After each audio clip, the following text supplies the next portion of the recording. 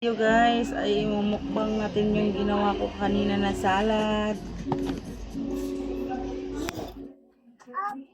Dahil sila ay ignorante. Coach. Hi, friends. Hi. Hi.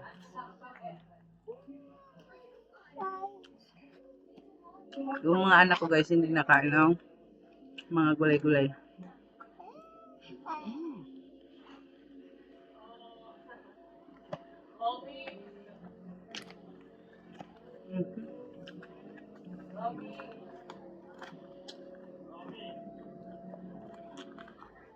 Diba?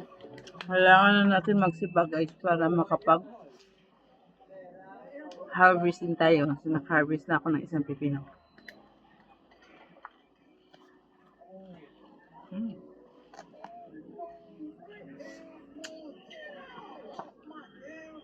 Sarap.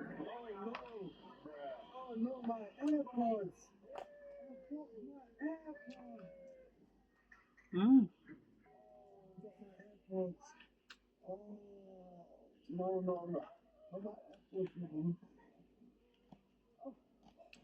Ang pepino po ay maganda sa akin kasi. At kayo may merong problema sa bituka, maganda ang pipino.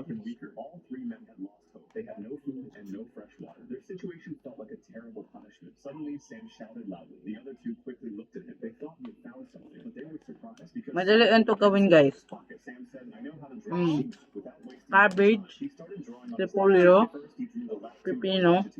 Then he marked kamatis at sibuyas He lang. used the navigation tool to estimate which direction they were drifting. He said, "If we're lucky, we may drift southwest and reach a small island." Now they had no hope of surviving. Smiles returned to all three faces, but the wind was still a big problem. Sam thought for a moment and quickly found an idea. He untied the rope from the life raft's mouth. Then he used his life jacket to make a simple sea anchor. This could stop the raft from drifting the wrong way. Ang sarap ng fresh na pipino. 7 days, hope was back, and the three men smiled again, but their thirst kept getting worse. With no other choice, they prayed for rain. Late that night, it felt as if God had answered them. Suddenly, heavy rain began to fall. The three men were filled with joy. They used Kain tayo everything guys. to collect the rainwater. They didn't want to waste a single drop. Then they drank as much fresh water as they could. After 5 days, they finally had fresh water again. Their bodies slowly regained some strength, but the food problem was still not over. Tom had been trying to catch a fish for a week, but he had not caught even one. In frustration, he pulled out his small knife and stabbed it into the water with all his strength. The next moment, he feared he had damaged the raft. Sam shouted angrily, "You idiot!" But then Tom felt a strong pull on his knife. He realized he had hit something big. Suddenly, he saw a large shark caught on the knife. The three men grabbed it tightly together so it could not jump back into the sea. Sam picked up the knife and stabbed the shark several times. When they were sure it was dead, they let it go. Driven by hunger, the three men ate the raw fish. That's short to this video. Thank you for watching guys. They could save food.